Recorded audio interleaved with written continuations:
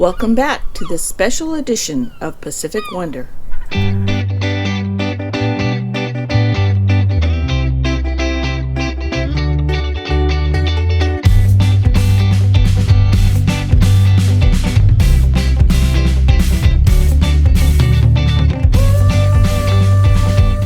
In today's episode, we take the boat tour. Presenting Pacific Wonder Stem to Stern.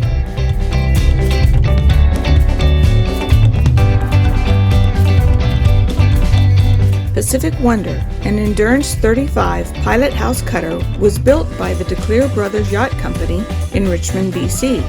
Her interior was finished by her original owner, who commissioned her in Nanaimo in 1988.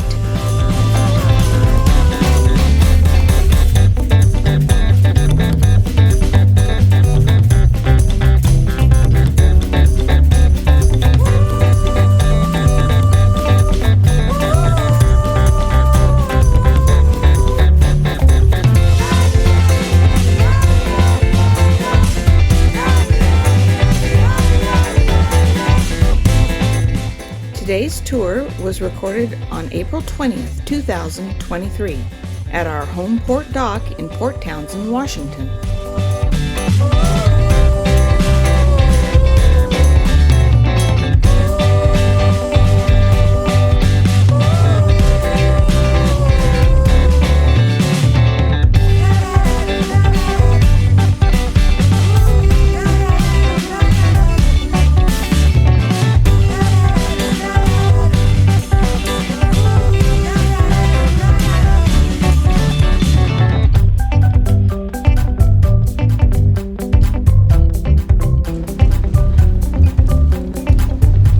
Hi, I'm Carrie. And I'm Diane. And this is Sage. And we're the crew of Pacific Wonder.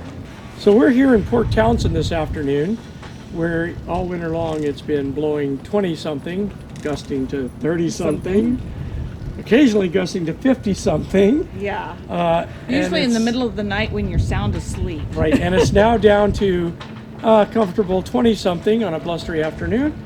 And we're here to give you a tour of Pacific Wonder.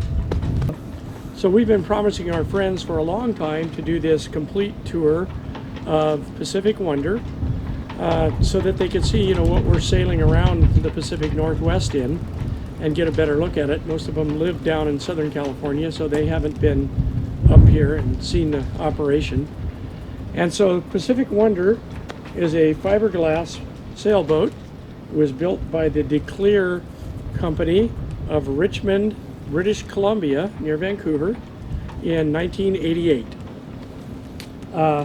It's a 35-foot over-the-deck boat, including the spar. It makes it 40-foot overall. It's a very robust fiberglass hull, which is why we selected it. 7,875 pounds. It's pretty close to 4 tons of ballast in the lead keel. We're outfitted with, newly outfitted with Harken furlers, so we'll see how those work out. Previously we had Pro-furl furlers, and we rebuilt them when we bought the boat, and we were never satisfied with them, so we've recently changed. We'll be on our way to Sydney soon to replace the head sails on this boat. We rebuilt the spar. It's a laminated spruce spar, and we worked with Steve Chapin from Port Townsend Boat Works, and he did all the milling work on it and the laminating, and we did the cosmetic work of fitting the stuff here. The pulpit was teak and it was falling apart when we bought the boat, so we replaced it with a UHMW ultra high molecular weight polyethylene. And I'm really glad that we did. We've never had any problems with that. We are a cutter rig, so we have 2 furlers for the head sail, one for the staysail, one for the working jib. You'll notice this little fob here. That's a recently attached strap loop there. There's a corresponding block, which used to be used for spinnaker on this boat, but we're having UK sails in Sydney? Sydney, BC, build our new head sails, and along with that, they're building us a drifter. It's actually called the Code Zero, is what they're calling it, but it's a drifter. It basically replaces the Genoa that we had, but it's built in a very lightweight polyester, so we can use it for light winds under 18, 15 knots. And it's a reaching sail, so we should have a good selection of points of sail from that, not just a downwind or not just an upwind sail, but pretty much from the 60 degree all the way almost to the 180 mark. And we run a spinnaker pole, so we're going to be exploring with situation and light air, doing wing on wing with our mainsail and our new drifter. And that wing on wing, we think, will be getting us a lot more sailing and a lot less motoring with the iron jig. We carry a Rockna, a 20 kilogram. I can't remember the name of that one. It's a Rockna anchor. It's the one without the fisherman's loop on it, and that way we can carry it here with our bowsprit without having a conflict with our bobstay. And then our secondary anchor is the original that came with the boat. It's a 45-pound CQR plow anchor. They're not real heavy on those, but they do work. So for secondary anchor, Yeah, the first year we had the boat, it worked fine. Yeah, it worked fine, but we replaced it with the Rockna before we went to Alaska, and we're really happy with that. We've never, ever, to date, we've never to date drugged with that anchor. So, and then, you know, most of the fittings on the boat, you know, including the bow stem and such, are good polished, high polished 316 stainless. And a lot of that we've added ourselves. So let's move up to the foredeck. Okay. Pink. Okay, so another part of the boat we're really very happy with and kind of proud of are the lifelines and stanchions. When we bought the boat in 2013, we set up an appointment with Brian Toss when he was still alive here in Port Townsend in 2014, and Diane and I went to Brian and talked to him about this project. We wanted to completely re-rig the standing rigging and running rigging on this boat, and Brian agreed to work with us, and he taught us a lot of how to do it ourselves, as well as doing a lot of the work. And so the standing rigging is all done by Brian, and he manufactured it. We watched it, we spec'd it with him, talked with him about what the best options were for the boat. The lifelines, Brian taught us how to do the splicing on the am steel, and the lifelines we constructed ourselves, including the netting, the safety netting for the Admiral. And speaking of the Admiral, it looks like she's on duty. Overseeing operations? Yes, ma'am. Yeah. Gonna pipe me aboard? Ready? Are you ready?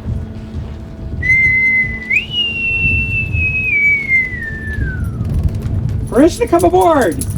Oh, denied? Oh, well, I'm coming aboard anyway. Here we go. You there? Yeah. Okay.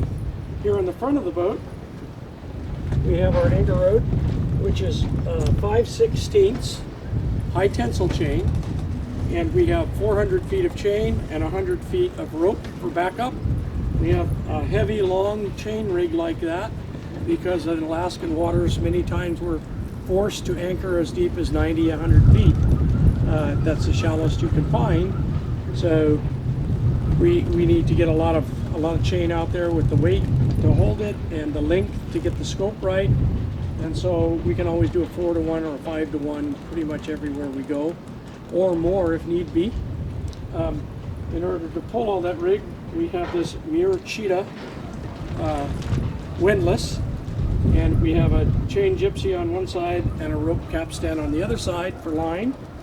And just in case we need that, we have your forward and reverse foot pedals for it, and then it also has an emergency lever here, so if the electric ever fails, then it will allow us to put a handle on there and retrieve it by hand and winch it in by hand. Loads of fun. Loads of fun. We've never had to do it. Again, knock on wood. You know, speaking of knock on wood, these are rods. They're positioned starboard and port. Air goes in these. And this is the intake end.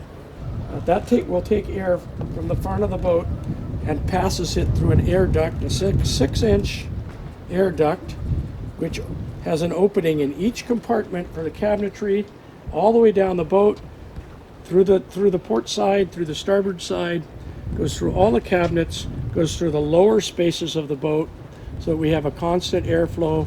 And then you'll see when we get back to the cockpit, there are exit rods, so that air circulates through the cabinetry, into the engine room, and out of the boat 24/7.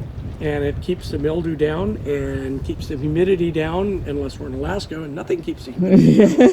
And it keeps everything nice and fresh smelling inside the boat. You don't get that dank, dark smell that you notice in a lot of boats. So we're real happy with that. With Kleer's build on this Endurance 35, they thought of a lot, and the owner that finished it, he thought of a lot, and so things worked out.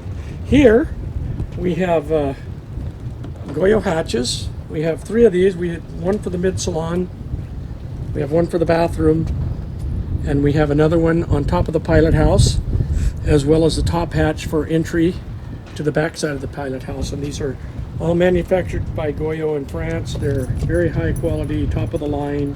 We've replaced the lenses in them, so they're brand new lenses, no crazing. And when we bought the boat, they had crazed lenses, so that was aggravating to me.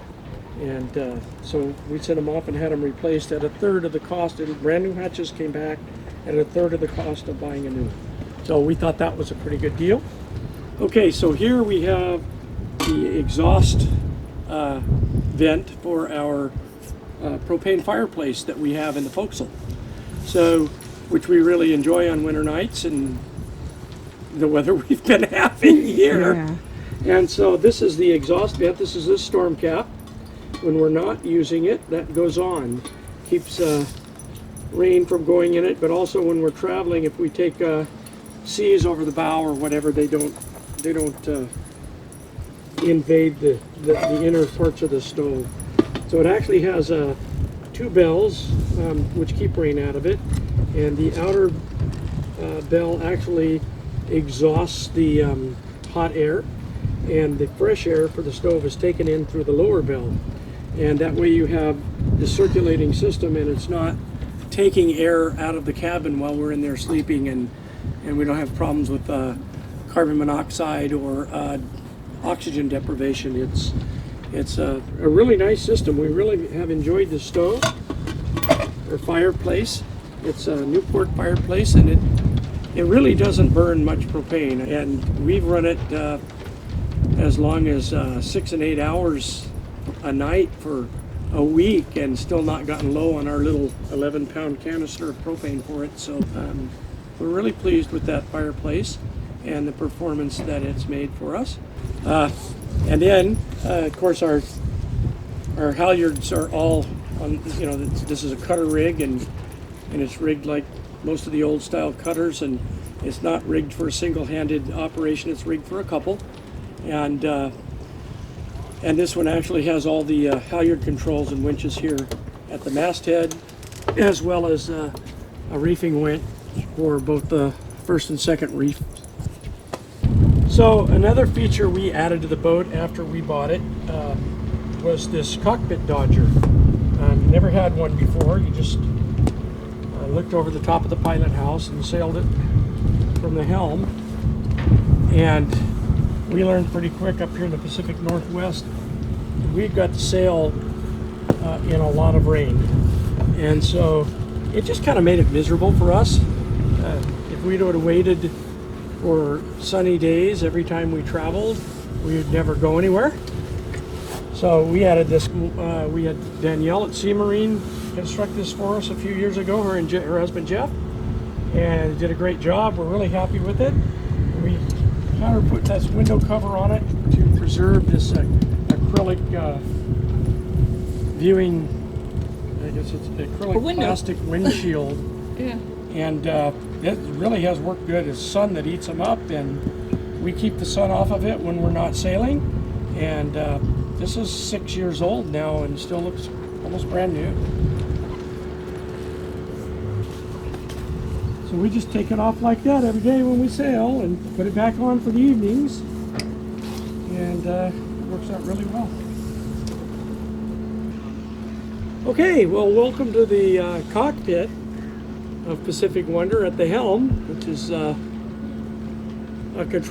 of the control centers here where an awful lot goes on the boat. Two sets of winches. We have a set of variant secondary winches that were on the boat when we bought it. They're still plenty serviceable and they do a good job for the staysail, so they're still there. Our primaries are now self-tailing Andersons, 46 STs. We love them. They're great. We just got through going through all of the winches and servicing them for the year, and everything looked great inside of them all. So we're good to go for another year. Another thing we're really proud of is our aluminum solar arch. So we went over to ACI Gold Star Marine, who build these really fine aluminum boats here in Port Townsend. Here's one they just launched right here. Take a look at that. We went and talked to one of the guys there and told him what we were thinking about doing, and he said, you know, we probably have enough scrap railing laying around that, you know, we overbought and what have you. He says, I think we can make something. So I sat down and designed what we wanted, and we sat down together, and he said, yeah, that'll work, and he welded it all up, and then Diane and I bought the solar panels, and we mounted the solar panels on top. They give us a little sun protection when we're out there for those longer days. We never thought of them as rain protection. We have other places to hide on the boat during those events. Yeah. But just with these little panels, we have 250 watt panels on here, and that runs our refrigerator just fine, even in low sunlight. Okay, and you've got two antennas up here. And so, yeah, that's where we've got most of our antenna array. Our communications VHS antenna is atop the mast, but these two antennae here are for AIS and VHS. One of those antennas there. The other one I have a coupling on, so if we, for some reason, were to lose the mast, we could couple to the other antenna, which is also a spare, and we'd still have a VHF radio and an AIS system to transmit where we're at. So we thought that was important that we did it that way. As well, we have our Sirius satellite receiver antenna there. We're pretty much into the music, and with the Sirius satellite, we've pretty much got 24/7 music, news, and weather wherever we go. Well, I think to go any further, you need to come on down here, take a look at a couple more things, and then we're going to turn it over to Diane and let her give you a tour of the inner workings of the boat. So, in case we need to grab it and throw for man overboard, we have our man overboard flag here, where you can just quickly toss that out. Here's a quick peek at our Anderson primary winches. This boat has a really large Genoa, and so those were really handy. Hopefully now we're going to a working jib, a staysail, and that drifter. So hopefully these winches are going to be way oversized, but I'm glad we have them. You know, in a pinch, you can haul an anchor with the darn thing. So they're really nice winches. Happy with the Andersons. Another thing we have here, close that door so we can see other things that we have here on the boat. Here in the nav pod. Here in the nav pod, we have a Garmin GPS plotter, and it is also a fish finder sounder, and we use that a lot when we fish, but we also use it when we're anchoring. It gives me really good bottom detail, has a chirp system on it, and really good bottom detail so that we don't end up, you know, throwing the pick into an old log. A lot of times we'll see stuff like debris on the bottom, we can avoid it, so we're happy about that. We have a Vesper AIS system. We're really happy about that. It shows us all anybody else with a a AIS system.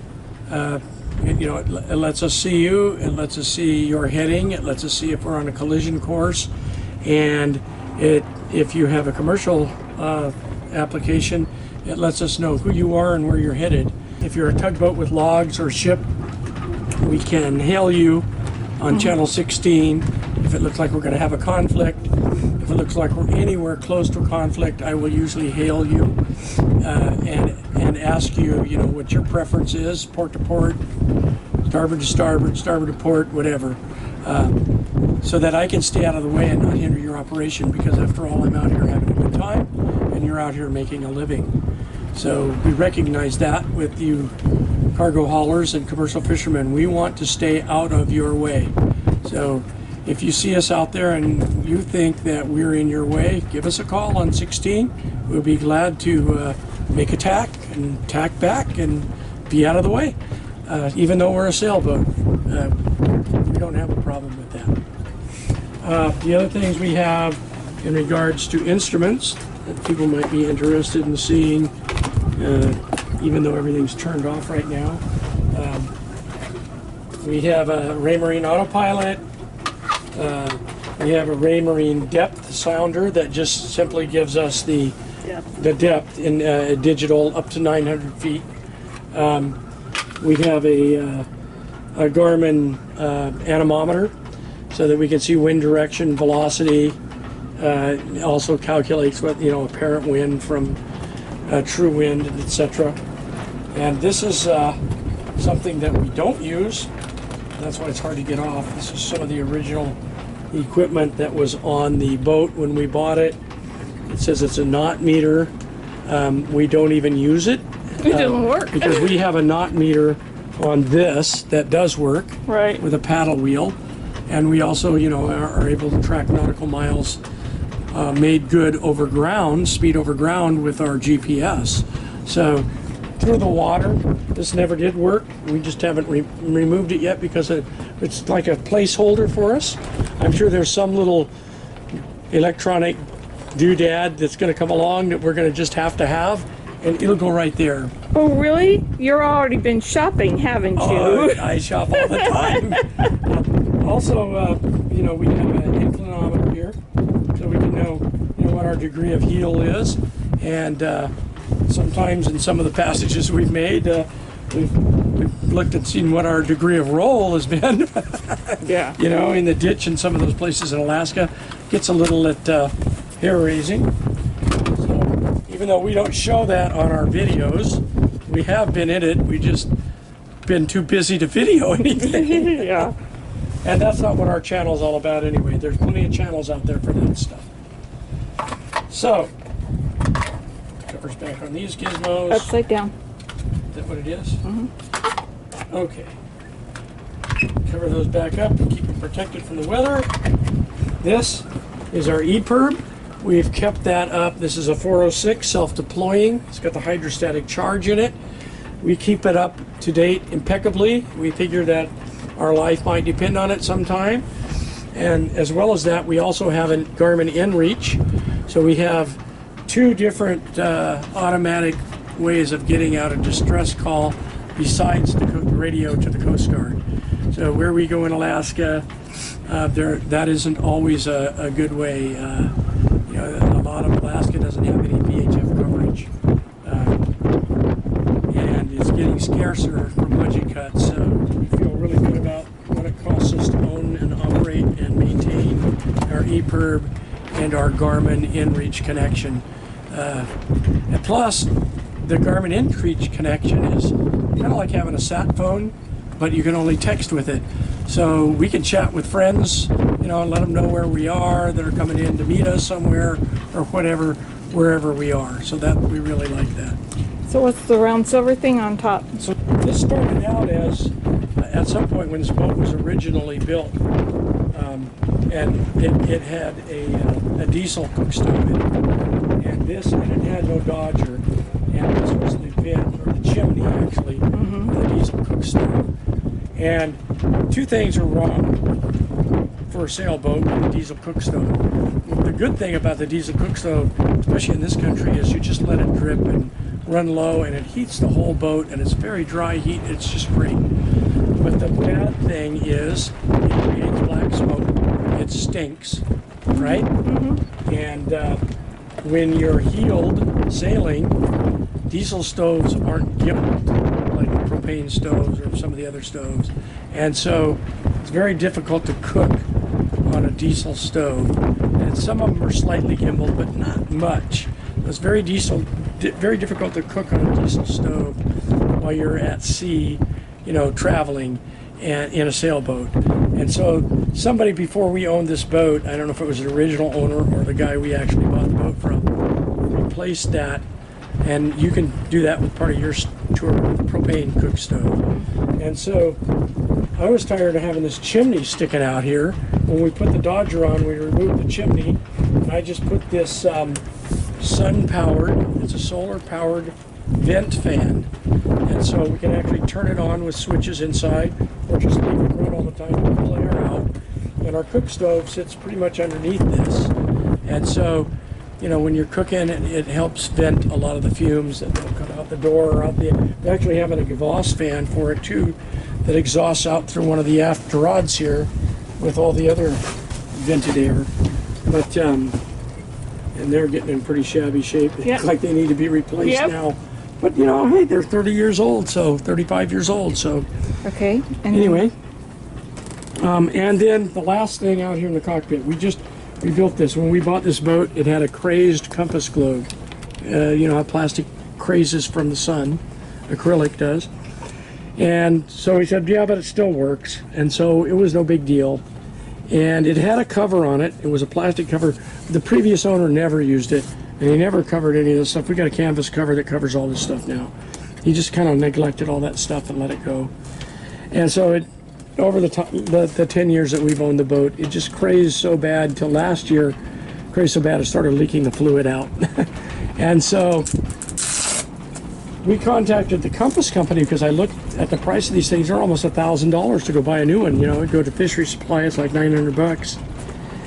And so the guy in Massachusetts at Ritchie Compass Company, his name, the fellow we talked to, his name was Patrick Dempsey. He says, look, he says, send it in to us. We can completely rebuild it. It'll be like a brand new compass for $375.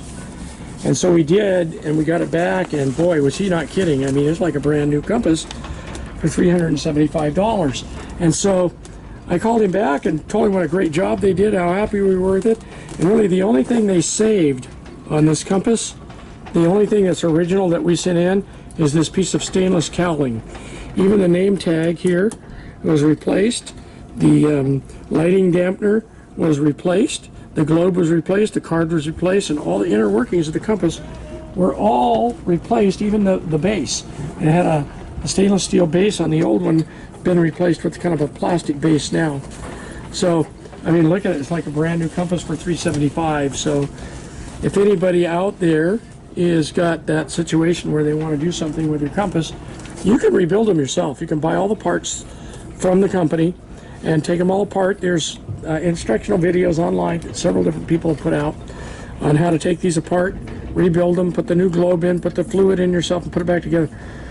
But if you add up the cost of the parts, it's so close to the cost of the $375. I sent it to them and had them do it. It probably is an extra $40 or something, but I mean, for God's sake, I had them do it. I can count on it. It's rebuilt at the factory, so it's hopefully like brand new, and seems to be working just fine.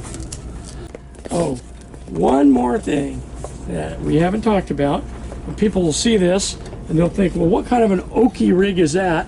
And they're probably right. Oh. It might be an oaky rig, but this too, if you look back, go ahead and take a picture through the spindle if you can.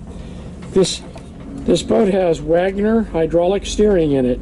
It's got the Wagner pedestal, and it's really a great steering system, one of the best companies you can get. And so one of the things we didn't like about it when we got it was there was just a cap here, a filler cap with a dipstick in it. And if you, every time you checked it, you need to check it to keep it from, you know, getting low, because it would lose fluid through heating and expansion. On a hot day, it would bleed fluid out, right? And then you'd have to put more in it, clean up the mess, put more in it all the time because it acted as a vent as well, and it had to be vented. And so we were forever fighting with a mess there. So we came up with this, and it's just a simple reservoir up here that I fixed for power steering fluid for a car. And I got an automotive power steering fluid reservoir because that's basically what you've got here is hydraulic fluid. And we put this sight tube on it, and this is self-venting, and so basically it does the same thing that it did before, except you've got this unsightly tube to look at. Well, that's how we check whether or not it's full, and then on a hot day when it expands, it just simply fills up the reservoir, and then it goes back. We're not having to fill it all the time and dealing with an oiled mess in the cockpit. So we're pretty happy about that. It worked out well for us. It looks a little funky, but you know, we're the ones looking at it all the time, so it doesn't bother us. What do you think? What do you think about all this? Do you think it's time for Mom to go inside? Shall we take Mom inside and let her tell the inside tour? Yes? So this is what we see when we're out and about, and that's the view we get of everything ahead through the Dodger here. So let's come on down the companionway here. So, Tell me about the settee again. the settee will fit four comfortably. Usually it's just me and Carrie and Sage, the Admiral. So it's three. Carrie's and I sit on the ends, and Sage takes up the whole back side of it. So the whole thing, you lift up the upholstery on the bottom, and the table folds down and it becomes a bunk. Pretty simple. Pretty simple. Just flip them up and put the table down. And the table's got an adjustable leg there. It disappears, and then there is another cushion that goes on top of the table, so Right. it makes a full mattress. Right. And I'll sleep out here a lot. During windy anchorages. Yeah, if we're in an anchorage and the weather is adverse, I'll sleep out here so I can keep an eye on it, and we do that. And behind the settee, there's storage compartments. Yep, it's all storage. The back cushions pull out, and we chock it full of all kinds of good stuff, like extra life jackets and our ditch kit and extra hoses. You don't want to tell everybody all the junk we've got on this boat. That's true. That's true. So, can you show us your cooking facilities, please? My cooking facilities: a Force 10 3-burner stove with an oven. And it comes in pretty handy. Yeah. And then you have storage back there as well, I see. Storage down below, storage back here, storage back here. It's all storage back there. Yeah. That's pretty cool. It And- came with this nice little cabinet, This wine cabinet wine cabinet that we don't drink wine anymore, but we still have wine glasses. and a little spice rack. And Yeah. and this is the inside of that little solar vent I was telling you about. So that can vent the stove as well. And as well As the, behind there. if I turned it on, it'll turn on. Turn it on. Yeah, so we have another, if we're cooking something really raucous, that like grilling a steak or something, we turn it on. Yeah. So we don't end up with grease everywhere and Right. smoke everywhere. And then we have our sink and countertop. Behind that, what do you have? We have a wet locker back here. Oh yeah, you have a wet locker back there that Which- we use to just throw coats and stuff in when we're going to be going in and out on rainy days. Right, right. We have a Raven Marine. It has a Chart plotter? chart plotter and It's an old one. radar and AIS. AIS, but we primarily use it just for the radar. Right, and we roll that out in the companionway normally, but it can go from the inside as well and swivel around so you can see it from the other helm. Yeah, you can do it. You can see it from either helm. Right, Right. right. So then you have a sink, A sink, of course, hot a and cold running water. Stainless steel sink, hot and cold running water. We have a foot pump for drinking water. And then again, we've got more storage back here. We adopted a place there right now for our Starlink Wi-Fi Yeah, till we figure out a permanent solution. right. And we're not really sure that we're going to keep it because Starlink's playing games with pricings and plans, and that's a whole nother story, but whole nother video. This used to be a dive-in refrigerator, and we modified it to take a Nova Cool.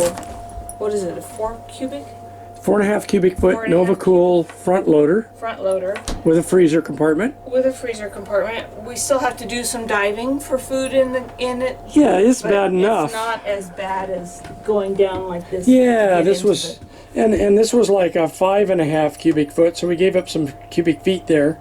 but not that much. And we don't have, everything we ever wanted to eat was always on the bottom, so we had to unload it and load it, and unload it and load it several times a day. And another feature I didn't like about that, the Alder Barber system, was that the actual refrigeration compressor was in one of our cockpit compartments, and it took up half of that. Oh yeah. So we lost storage there. I'd totally forgotten about This that. unit's all all one right piece. here. Yep, All right here in this space. it is. You may have noticed this. This is a bracket for a TV to hang on. Yeah, we have a smart TV we put in there, gosh, it worked. Been working out really well. Yeah. We can sit here at the settee, or if we're lazy and we're spending a long night or a long rainy day in an anchorage, you can set the table down, fold the bed out, and lay in bed and watch TV. Yeah. So Yeah. pretty lazy. Yeah. That's pretty lazy. That's all right. That's all right. That's us. And there's more storage underneath the countertop. Yeah, and you got silverware and pots and pans and Yeah. all the foodstuffs, and yeah, lots of room there. Under this carpeted area here are That's the engine. panels that open up to see the engine. Yeah, and we're not going to go through all that. It's just a standard, Isuzu's. It's in great shape. We haven't even got 2,000 hours on it yet, like 1,400 hours on it, Yeah. I think. Runs like a clock. Yeah. Again, knocking Knock on wood, and Yeah. and we're real happy with that. We're real happy with the fact that it's in good shape. Yeah. Under this seat here in the settee, there's storage, and back here there's storage. Under this seat is our hot water heater that we just replaced in December. Yeah, that was fun. Oh, Yeah, we can. You want to pop the lid and show that off? or you want to look through the... No, let's pop the lid. So the story here is we really absolutely believe that the water heater that was in here, which was a great water heater, it lasted 35 years. Yeah. But we firmly believe that the builders built the boat around the water heater. Yeah. After Because- having to take it out. You couldn't get a sheet of paper between it and the bulkheads or the overhead, and the fittings were all sweated fittings, copper pipe going through the deck, through the cabin floor, into the engine compartment underneath, and routing the water to all the places that it goes. It was all sweated copper tubing. So can you imagine having a propane torch in there trying to sweat the new fittings back on? Well, I could imagine it, and I got out the tubing cutters and cut it all out and bought something else in there that was a little smaller capacity, gallon less or two, but you know what? It's plenty, and it fits. It's underneath the seat Let's here like this. Give a view of that. I mean, we got into that pretty heavy, but we got plenty of room around it now, and it's a nice water heater. We can adjust the temperature on it. We can maintain the lines easily and get to them. And so, yeah, there's probably a little bit of storage space lost by what we did there. Actually not, because the old system had an accumulator, which is absolutely ridiculous and it now was- that they have pressure pumps that work. And Well, and it was square, and it filled up clear up to the seat level. you couldn't get anything else in there. Yeah. As a matter of fact, when it was full of hot water, sitting on that seat was pretty uncomfortable. Yeah. So it's gone. The Yeah. beast is gone. It's replaced with that. And this water heater, all I have to do is take the two bands off of it if it goes bad. I disconnect the fittings from the front of it, take the 2 bins off, take it out, throw it away, put the new one in, if they're still making them, hopefully, Yeah. and tighten the bands up. It took me, what, 3 or 4 days to get the other one out. Yeah, it was crazy. It was crazy. Yeah. So, good project. Yeah. So the other thing above the settee, we have a chart table. Oh, we do. And we're not going to take it down and show it, but we actually have a folding chart table. It folds down from the ceiling. It folds down at 45 degrees. We got our paper charts there. I'm not going to go through fibreglass. It's full of charts right now. Well, I'm not going through that, but you know how it works. You can see how it works. So this is the inside pilot station. It does steer the boat. Oh, it steers the boat, and it's got all of our engine instruments, and our electrical panel is down here. yep, our electrical And panel is there's- down there, which is, I wouldn't do that. If I was building this boat, I'd put that in a little more accessible place. As someone that has to get in there and service stuff, forget it. Yeah. I would We do have a our- different job. Our radio, and then we have the controller for the solar panels. Yep, And then there's more storage. more storage underneath that seat. And then under here are the batteries. That's the our house battery batteries. bank. Yeah. We have 500 amps of AGM under there. We haven't switched to lithium yet, as much as I'd like to. That would mean I would have to change, put in a DC to DC charger loop and blah, blah, blah, blah, blah. And I'd have to go in behind that panel and change a lot of stuff. And, That ain't happening. well, we get plenty, 500 amp hours. I mean, we anchor every night, 500 amp hours. It runs the refrigerator probably for a month. Yeah. We don't need it. I don't need to do it. Right. So, what's that right over your head This is there? another Garmin GPS. Yep, another chart plotter. I haven't got that down, but that's all right. You don't need to do that. Okay. You And can then get this the is idea. the controls for the diesel heater. Yes, the pilot house, we have a diesel heater, an Iverspacher, a spar, some of them have heard you call them upside that. And so we turn that on, and we've got it vented. Down here. That's the intake down here by the Admiral. Is the intake for the cabin air to go through the diesel heater, and this is where it outputs the hot air and blows it throughout the upper cabin. And so if we're up here in the upper cabin all the time and we don't want to heat the whole boat, or if we're wet, the diesel heater, if we're wet, that diesel heater really does a great job of heating this cabin up in. When we turn that on, and in less than a minute, this place is roasting, and it just doesn't burn any diesel, and you don't want to leave it run all the time. It gets too hot in here. So you turn it on once every 2 hours, and you're roasting in here. Yeah. So Okay. Okay, so why don't you join me now down in the mid salon? Okay, that sounds like fun.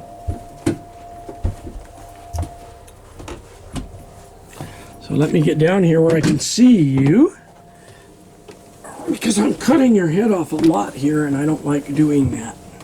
Okay, there you are. We're here in the mid salon. There is a berth here, which is 6 feet long, which is just fine for the two of us. There's storage behind here. There's storage cabinets, and we have all of our very important books. There's storage underneath, and along with this berth, there is a lee cloth that comes up, and it hooks up here and back here, and so it being the lower part of the boat, the lowest part of the boat, if it gets a little ruckus, this is the best place to be. Thanks. Fresh water tanks are underneath, on this side underneath the refrigerator, and on this side underneath the settee. And what's your capacity of fresh water? 150 gallons. Okay, so head, it's very small. And the one thing that is kind of nice about it is you got plenty of mirrors. You got things you want to do with that, but it's got a shower over here in this corner, Which we don't which use. we don't use. It's just, it's rigged for shower curtains to hang around there. The space is so small, and it makes such a wet, sloppy mess in here, we don't use it. So what we usually do is, if you can see where that's situated, we open the hatch, pull the shower fixture out through there, and most of the anchor through the hatch. Most of the anchorages we use, or while we're running along, you can sit on top of the pilot house, take a shower. Works good. Has a sink, kind of redundant, but we have a sink, some storage under the sink, lots of storage in the cabinets, medicine cabinet over here, lots of storage behind those 4 cabinets, and then just your basic Raritan head. Of course, it's got the shower drain.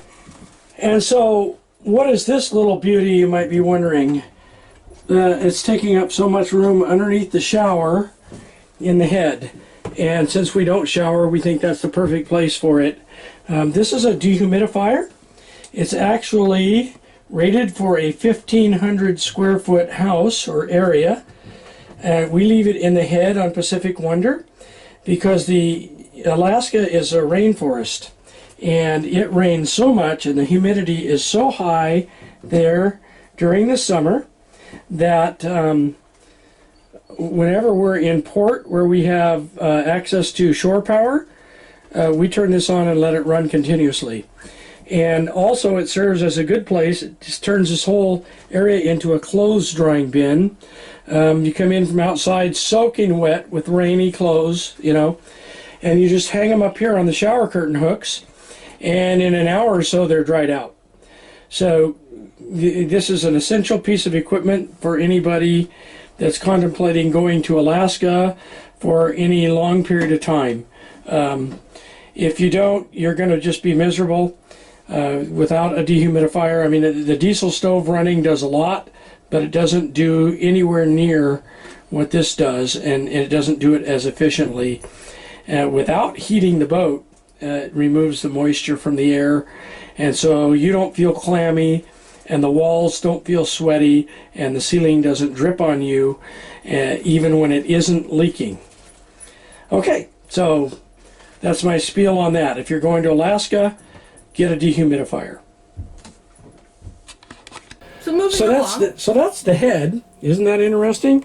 I'm sure I'll cut a lot of that out, hopefully. What do you think of the head? Huh? Pretty disgusting, isn't it? They go in there and hide all the time. You go in there and hide? Oh, we do. Oh, yes, we do. Well, I'm going to sit over here and finish the tour with the forecastle. So, tell me about the forecastle door. So, the forecastle door also had glass in it, etched glass. And again, that was like, no, not with me around. No, with both of us. I mean, too many times, you know, you're walking to and fro and boat takes a lurch, an unexpected lurch, and boom, you end up in through the pane of etched glass window. Right. So the etched glass windows, what did we do with those? We took the etched glass out of these 2 doors and actually made a china cabinet at our house in the mountains and put the glass into those doors. Right, so we repurposed them, and so everything's good now. The wood doors are here, the glass doors are on land where they belong, and everybody's happy, right? Right. And so this one was an eagle, a salmon, and a killer whale. Right. So these are totems, actually, on these doors. Yeah. Planned totems, or whatever you want to call them, but it's just our way of paying homage to the indigenous people of the area that we travel through. Yeah. And they're very just our way of paying respect to them with our boat. yeah. So if you'll scoot down this way a little bit. Yeah, tell me, what do you have back here in this area? Wait a minute. This is the Dickinson propane heater fireplace. Yes. Carrie installed. Carrie and Diane installed. And it vents out through the deck. Which you've seen the deck vent. Yep. This will make it so hot in here It's plenty of heat for the small area here. For the small area. And if we want to come in here and play cards or relax, or actually, and we'll show you later. We actually watch movies in the forecastle, in the forecastle, on rainy days, and light this up, and it heats up the forecastle and this, and and I hang my feet out by it. And so it works pretty good.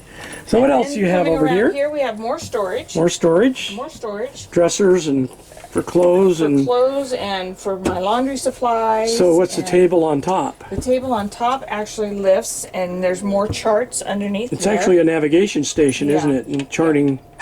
Yeah. But mostly you use it for you fold clothes there.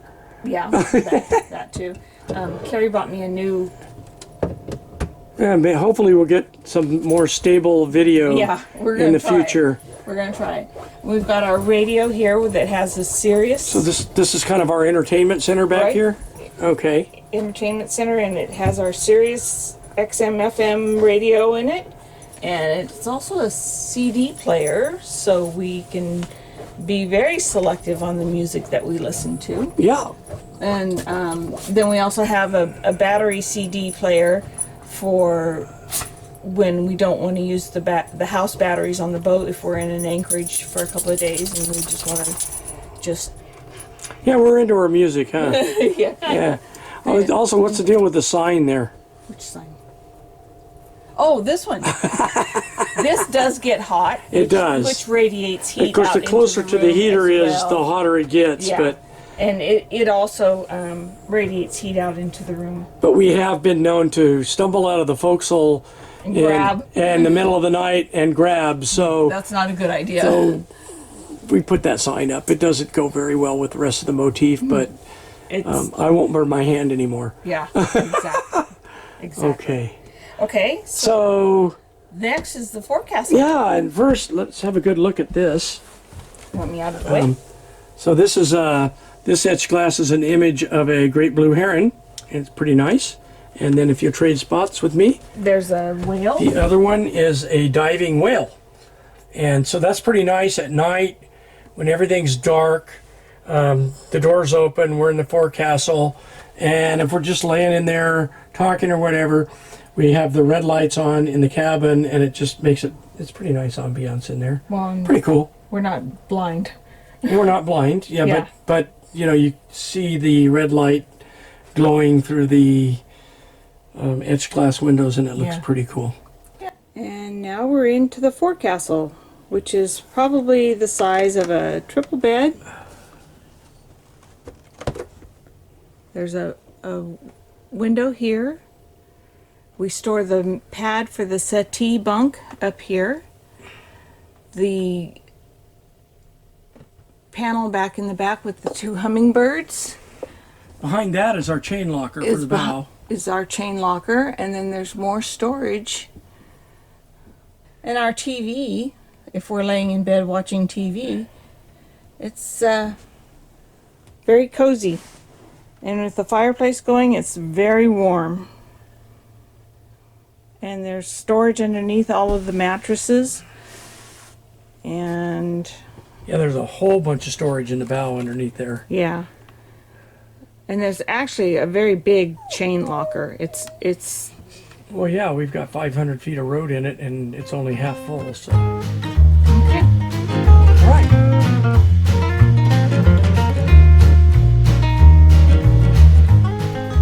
We hope you enjoyed your tour of Pacific Wonder.